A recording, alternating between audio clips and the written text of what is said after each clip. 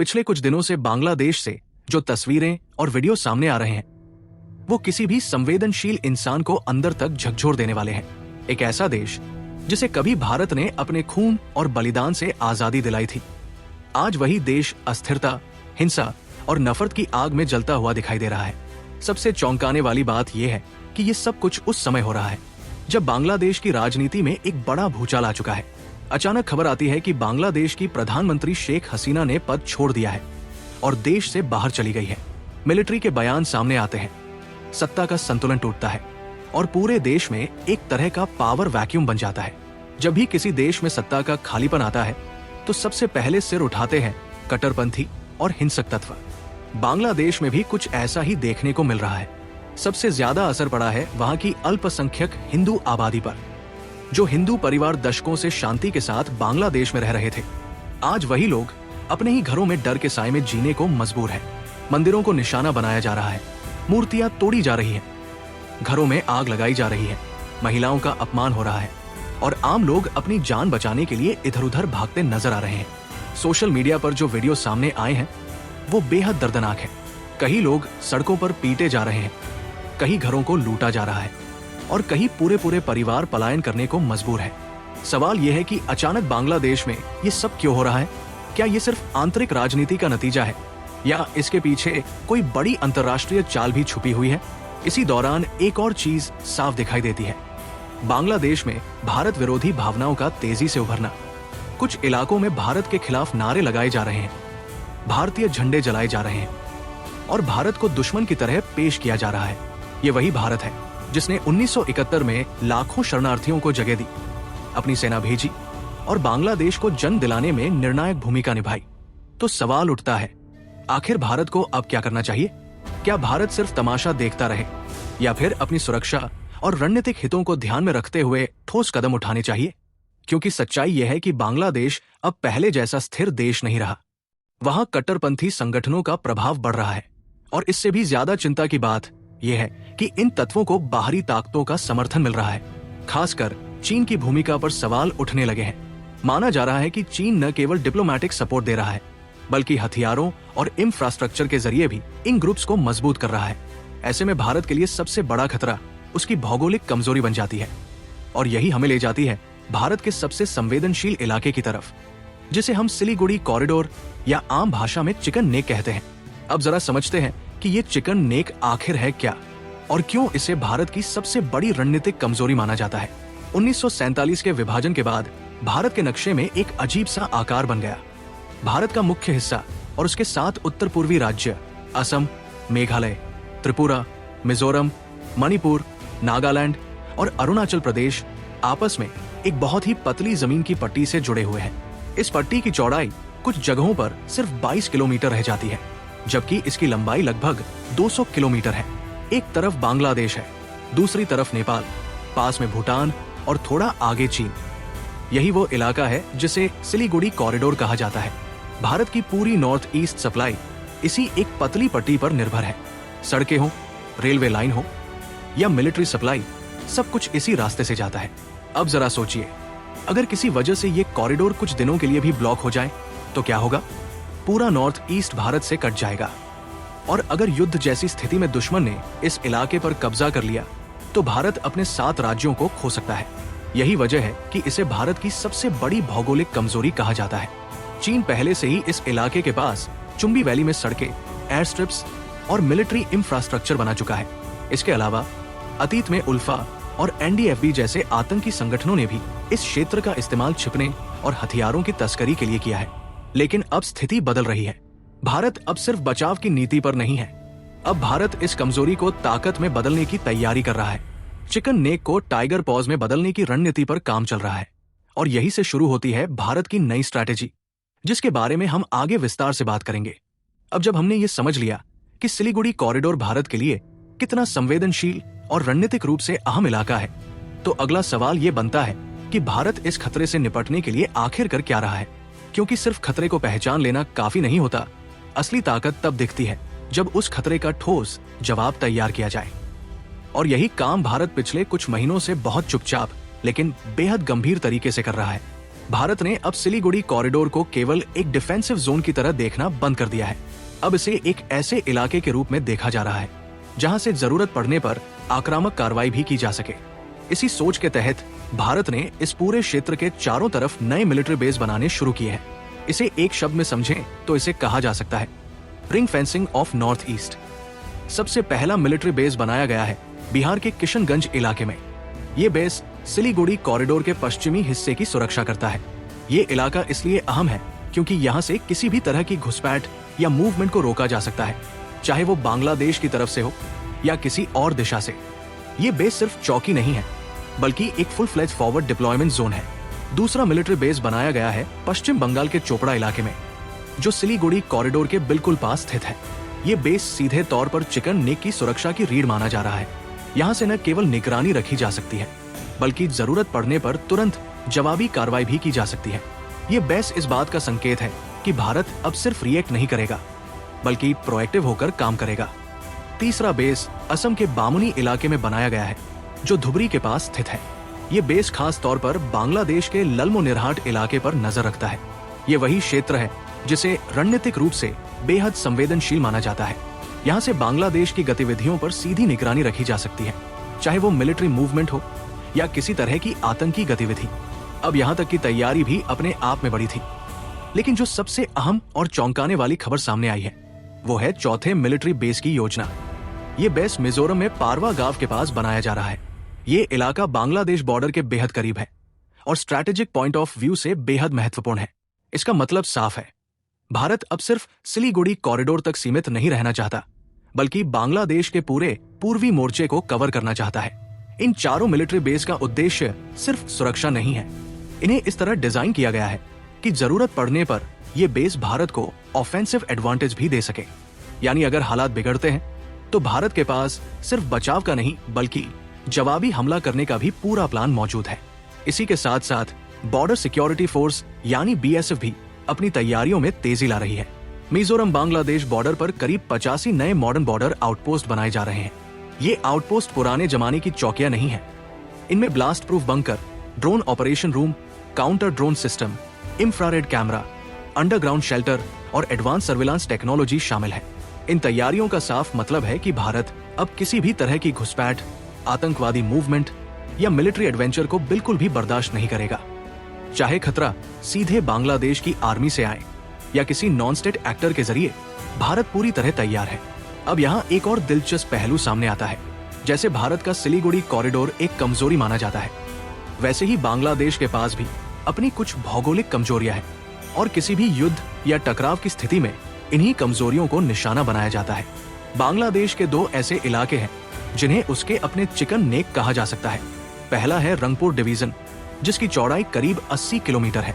दूसरा है फेनी इलाका, जो चटगांव के पास स्थित है और जिसकी चौड़ाई सिर्फ 17 से 28 किलोमीटर के बीच है। ये दोनों इलाके अगर कट जाए तो बांग्लादेश दो हिस्सों में बंट सकता है। भारत की नई मिलिट्री स्ट्रैटेजी यही संकेत देती है कि जरूरत पड़ने पर इन इलाकों को टारगेट किया जा सकता है। सिलीगुड़ी कॉरिडोर की तरफ से आगे बढ़कर रंगपुर डिवीजन को कंट्रोल में लिया जा सकता है। इससे भारत का चिकन नेक 22 किलोमीटर से बढ़कर लगभग 100 किलोमीटर चौड़ा हो जाएगा, जो इसे लगभग अभेद्य बना देगा। दूसरी तरफ मिजोरम और त्रिपुरा की दिशा से फेनी इलाके की तरफ मूवमेंट संभव है। इससे भारत को सीधे बंगाल की खाड़ी तक पहुंच मिल सकती है। यानी एक ही स्ट्रैटेजिक मूव में भारत न केवल अपनी कमजोरी खत्म कर सकता है बल्कि बांग्लादेश को रणनीतिक रूप से पंगु भी बना सकता है। भारतीय सेना के पास इस तरह की कार्रवाई के लिए जरूरी संसाधन पहले से मौजूद है। भारत के पास 2400 से ज्यादा BMP-2 एम्फीबियस व्हीकल है, जो नदी और दलदली इलाकों में युद्ध के लिए बनाए गए हैं। 1971 में भारत ने नदियों का इस्तेमाल करके पाकिस्तान के खिलाफ निर्णायक जीत हासिल की थी। आज भारत की रिवराइन वॉरफेयर कैपेबिलिटी उससे कहीं ज्यादा मजबूत है। लेकिन ये सब सिर्फ मिलिट्री ताकत की बात नहीं है। इसके पीछे एक और बड़ा और गहरा प्लान छुपा हुआ है, जो बांग्लादेश के दक्षिण पूर्वी हिस्से से जुड़ा है। एक ऐसा इलाका जिसकी कहानी 1947 से अधूरी रह गई थी। अब तक हमने सिलीगुड़ी कॉरिडोर और भारत की नई मिलिट्री तैयारियों की बात की, लेकिन अगर भारत को बांग्लादेश के साथ किसी भी लंबे टकराव में निर्णायक बढ़त लेनी है तो सिर्फ चिकन नेक को मजबूत करना काफी नहीं होगा। भारत को एक वैकल्पिक रास्ता चाहिए, एक ऐसा स्ट्रैटेजिक ऑप्शन जो हमेशा के लिए नॉर्थ ईस्ट को सुरक्षित बना दे। और यही हमें ले जाता है बांग्लादेश के सबसे संवेदनशील लेकिन सबसे कम चर्चा में रहने वाले इलाके की तरफ, चटगाम हिल ट्रैक्स, जिसे आम तौर पर CHT कहा जाता है। चटगाम हिल ट्रैक्स बांग्लादेश के दक्षिण पूर्वी कोने में स्थित एक पहाड़ी इलाका है। इसमें 3 जिले आते हैं, रंगामाटी, खगड़ाछड़ी और बांदरबन। कुल मिलाकर इसका क्षेत्रफल लगभग 13,000 वर्ग किलोमीटर है, जो बांग्लादेश के कुल क्षेत्र का लगभग 10% बनता है। ये इलाका सीधे तौर पर भारत के त्रिपुरा और मिजोरम राज्यों से जुड़ा हुआ है, यानी भौगोलिक रूप से ये भारत के बेहद करीब है। लेकिन इस इलाके की कहानी सिर्फ भूगोल तक सीमित नहीं है। इसकी जड़ें 1947 के विभाजन तक जाती है। जब भारत आजाद हुआ, उस समय चटगाम हिल ट्रैक्स की आबादी लगभग पूरी तरह गैर मुस्लिम थी। चकमा, मारमा, त्रिपुरी और अन्य आदिवासी समुदाय यहाँ रहते थे, जिनकी संस्कृति, भाषा और परंपराएं भारत के नॉर्थ ईस्ट से मिलती जुलती थी। यही वजह थी कि आजादी के समय यहाँ के लोगों ने रंगामाटी में भारतीय झंडा फहराया था। लेकिन किस्मत ने कुछ और ही फैसला किया। रेडियो पर ऐलान हुआ कि चटगाम हिल ट्रैक्स को पाकिस्तान में शामिल किया जा रहा है। ये खबर यहाँ के लोगों के लिए किसी सदमे से कम नहीं थी। एक प्रतिनिधि मंडल दिल्ली भेजा गया। सरदार पटेल ने समर्थन का आश्वासन दिया, लेकिन उस समय के प्रधानमंत्री जवाहरलाल नेहरू ने सैन्य हस्तक्षेप से इनकार कर दिया और यहीं से शुरू हुई एक लंबी त्रासदी। पाकिस्तान ने इस इलाके की जनसंख्या संरचना बदलने की नीति अपनाई। बड़ी संख्या में बंगाली मुस्लिम बसाए गए, जमीनें छीनी गई, गांव उजाड़े गए और स्थानीय आदिवासी समुदायों को या तो मार दिया गया या पलायन के लिए मजबूर कर दिया गया। 1971 तक भी चटगाम हिल ट्रैक्स में गैर मुस्लिम आबादी लगभग 98% थी, लेकिन आज ये आंकड़ा घटकर लगभग 50% के आसपास रह गया है। आज भी चटगाम हिल ट्रैक्स के आदिवासी समुदाय खुद को हाशिए पर महसूस करते हैं। वे न तो पूरी तरह बांग्लादेशी पहचान में फिट हो पाए हैं और न ही उन्हें बराबरी के अधिकार मिले हैं। हाल के हालात में जब बांग्लादेश में अल्पसंख्यकों पर हमले तेज हुए हैं, तो सबसे ज्यादा मार इसी इलाके के हिंदू और बौद्ध समुदाय झेल रहे हैं। यही वो बिंदु है जहां भारत के लिए एक ऐतिहासिक अवसर बनता है। अगर बांग्लादेश भारत के लिए लगातार अस्थिरता और खतरे का स्रोत बनता है, तो भारत के पास ये नैतिक और रणनीतिक आधार होगा कि वो चटगाम हिल ट्रैक्स के आदिवासी समुदायों के समर्थन में खड़ा हो। ये समर्थन कई रूपों में हो सकता है, राजनीतिक, कूटनीतिक और जरूरत पड़ने पर स्ट्रैटेजिक भी। अगर चटगाम हिल ट्रैक्स बांग्लादेश से अलग होता है या भारत के प्रभाव क्षेत्र में आता है, तो इसके भूराजनीतिक फायदे बहुत बड़े होंगे। सबसे पहला और सबसे अहम फायदा, भारत को बंगाल की खाड़ी तक सीधा रास्ता मिल जाएगा। त्रिपुरा के दक्षिणी छोर से समुद्र की दूरी केवल लगभग 25 किलोमीटर है, जो चटगाम हिल ट्रैक्स के जरिए पूरी की जा सकती है। इसका मतलब ये होगा कि भारत को अब सिर्फ सिलीगुड़ी कॉरिडोर पर निर्भर नहीं रहना पड़ेगा। नॉर्थ ईस्ट के लिए एक वैकल्पिक समुद्री रास्ता खुल जाएगा। दूसरा बड़ा फायदा ये होगा कि भारत को चटगाम पोर्ट तक सीधी पहुंच मिल सकती है। ये बांग्लादेश का सबसे बड़ा और व्यस्त बंदरगाह है। इससे नॉर्थ ईस्ट का व्यापार, इंडस्ट्री और लॉजिस्टिक्स पूरी तरह बदल सकते हैं। तीसरा और बेहद महत्वपूर्ण पहलू चीन से जुड़ा है। चीन पहले से ही म्यांमार के रास्ते इस क्षेत्र में अपनी पकड़ बनाने की कोशिश कर रहा है। अगर भारत चटगाम हिल ट्रैक्स में मजबूत स्थिति बनाता है, तो ये इलाका चीन के लिए एक दीवार की तरह काम करेगा। भारत के नॉर्थ ईस्ट को चीनी प्रभाव से बचाने में ये एक स्ट्रैटेजिक बफर बनेगा।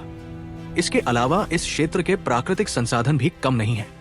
यहाँ लकड़ी, बांस और खनिज संसाधनों की भरपूर संभावनाएं हैं, जो नॉर्थ ईस्ट की अर्थव्यवस्था को नया जीवन दे सकती है। और सबसे अहम बात, ये कदम उन आदिवासी समुदायों के लिए न्याय होगा, जिन्हें दशकों से अपनी पहचान और अस्तित्व के लिए संघर्ष करना पड़ा है। लेकिन सवाल ये है कि क्या भारत को ये सब फोर्स के जरिए करना चाहिए या फिर कोई और रास्ता भी हो सकता है? क्या डिप्लोमेसी, इंटरनेशनल प्रेशर और ह्यूमन राइट्स के मुद्दे को उठाकर भी भारत अपने लक्ष्य तक पहुंच सकता है? अब तक हमने बांग्लादेश की मौजूदा अस्थिर स्थिति, सिलीगुड़ी कॉरिडोर की रणनीतिक अहमियत, भारत की नई मिलिट्री तैयारियां और चटगाम हिल ट्रैक्स के ऐतिहासिक व भूराजनीतिक महत्व को विस्तार से समझा। अब सबसे बड़ा सवाल यही बचता है, भारत को आगे क्या करना चाहिए? क्या भारत को सीधे मिलिट्री एक्शन की तरफ बढ़ना चाहिए या फिर कोई और रास्ता ज्यादा समझदारी भरा होगा? सबसे पहले ये समझना जरूरी है कि भारत जैसी बड़ी शक्ति के लिए हर समस्या का हल सिर्फ युद्ध नहीं होता। मिलिट्री एक्शन हमेशा आखिरी विकल्प होता है, लेकिन इसका मतलब ये बिल्कुल नहीं है कि मिलिट्री ऑप्शन को टेबल से हटा दिया जाए। असल में भारत इस समय जो कर रहा है वो एक क्लासिक स्ट्रैटेजिक अप्रोच है, पीस के लिए स्ट्रेंथ। भारत फिलहाल बांग्लादेश के खिलाफ सीधे कोई आक्रामक कदम नहीं उठा रहा है, लेकिन अपनी तैयारियों के जरिए एक बहुत साफ संदेश दे रहा है। सिलीगुड़ी कॉरिडोर के चारों तरफ मिलिट्री बेस, मिजोरम और त्रिपुरा बॉर्डर पर बीएसएफ की आधुनिक तैनाती और इंफ्रास्ट्रक्चर का तेजी से विकास, ये सब बताता है कि भारत अब किसी भी सरप्राइज के लिए तैयार है। ये रणनीति इसलिए भी अहम है क्योंकि बांग्लादेश के अंदर हालात बहुत नाजुक है। वहां कोई मजबूत और स्थिर सरकार फिलहाल नजर नहीं आ रही। ऐसे माहौल में अगर भारत सीधे हस्तक्षेप करता है तो अंतर्राष्ट्रीय स्तर पर उसे आलोचना का सामना करना पड़ सकता है, खासकर जब चीन जैसे देश पहले से ही इस क्षेत्र पर नजर गड़ाए बैठे हैं। अब यहाँ डिप्लोमेसी की भूमिका सामने आती है। भारत के पास एक मजबूत नैरेटिव मौजूद है। अल्पसंख्यकों पर हो रहे अत्याचार, हिंदू, बौद्ध और आदिवासी समुदायों पर हो रहे हमले सिर्फ भारत का मुद्दा नहीं है, बल्कि ये एक इंटरनेशनल ह्यूमन राइट्स का सवाल बन सकता है। भारत इस मुद्दे को यूनाइटेड नेशंस, इंटरनेशनल मीडिया और ग्लोबल फोरम्स पर उठा सकता है। अगर बांग्लादेश की सरकार या वहां की पावर स्ट्रक्चर अल्पसंख्यकों की सुरक्षा में नाकाम रहती है, तो भारत के पास नैतिक आधार होगा कि वो चटगांव हिल ट्रैक्स के आदिवासी समुदायों के आत्मनिर्णय के अधिकार की बात करे। ये वही स्ट्रैटेजी है जिसे कई बड़े देश अपने हितों के लिए इस्तेमाल करते आए हैं। इसके साथ साथ भारत को नॉर्थ ईस्ट के अंदर भी अपनी स्थिति मजबूत करनी होगी। सड़कें, रेलवे, एयरबेस और इंडस्ट्रियल डेवलपमेंट, ये सब उतना ही जरूरी है जितना बॉर्डर सिक्योरिटी। जब नॉर्थ ईस्ट आर्थिक रूप से मजबूत होगा, तब किसी भी बाहरी खतरे का असर अपने आप कम हो जाएगा। अब बात करते हैं सबसे संवेदनशील पहलू की, चीन। चीन की रणनीति हमेशा से यही रही है कि वो अपने पड़ोसियों के पड़ोसियों में दखल दे। म्यांमार के जरिए चटगांव हिल ट्रैक्स तक पहुंच बनाने की उसकी कोशिशें कोई रहस्य नहीं है। अगर भारत इस इलाके में कमजोर रहता है तो चीन इस खाली जगह को जरूर भरेगा। इसलिए भारत के लिए चटगांव हिल ट्रैक्स सिर्फ एक भावनात्मक या ऐतिहासिक मुद्दा नहीं है, बल्कि ये एक फ्यूचर सिक्योरिटी इंश्योरेंस है। अगर भारत यहाँ प्रभाव बनाता है, चाहे सीधे तौर पर नहीं बल्कि लोकल सपोर्ट और इंटरनेशनल प्रेशर के जरिए, तो वो नॉर्थ ईस्ट को लंबे समय के लिए सुरक्षित कर सकता है। लेकिन ये सब एक दिन या एक साल में नहीं होगा। ये एक लॉन्ग टर्म मास्टर प्लान है। भारत को धैर्य रखना होगा, सही समय का इंतजार करना होगा और हर कदम बहुत सोच समझ कर उठाना होगा। जल्दबाजी नुकसान पहुंचा सकती है, लेकिन तैयारी के बिना इंतजार करना उससे भी बड़ा खतरा है। आज की स्थिति में सबसे जरूरी बात यह है कि भारत डिफेंसिव माइंडसेट से बाहर निकल चुका है। अब भारत सिर्फ अपने बॉर्डर की रक्षा नहीं कर रहा, बल्कि पूरे रीजन की स्ट्रैटेजिक शेपिंग कर रहा है। यही एक उभरती हुई महाशक्ति की पहचान होती है। अब अंत में सवाल आपसे, क्या भारत को चटगांव हिल ट्रैक्स के मुद्दे पर ज्यादा मुखर होना चाहिए? क्या अल्पसंख्यकों की सुरक्षा के नाम पर इंटरनेशनल लेवल पर दबाव बनाना सही होगा, या फिर भारत को चुपचाप अपनी ताकत बढ़ाते हुए सही मौके का इंतजार करना चाहिए? आपकी राय क्या है, नीचे कमेंट में जरूर बताइए। और हाँ, एक आखिरी लेकिन बेहद जरूरी बात, अगर आपको ऐसे डीप एनालिसिस वाले वीडियो पसंद आते हैं जहां जियोपॉलिटिक्स, हिस्ट्री और स्ट्रैटेजी को सरल भाषा में समझाया जाता है, तो कृपया चैनल को लाइक करें, वीडियो शेयर करें और सब्सक्राइब जरूर करें। आपका एक सब्सक्राइब हमारे लिए बहुत बड़ा सपोर्ट होता है और हमें ऐसे ही कंटेंट लाने की ताकत देता है। मिलते हैं अगले वीडियो में। जय हिंद।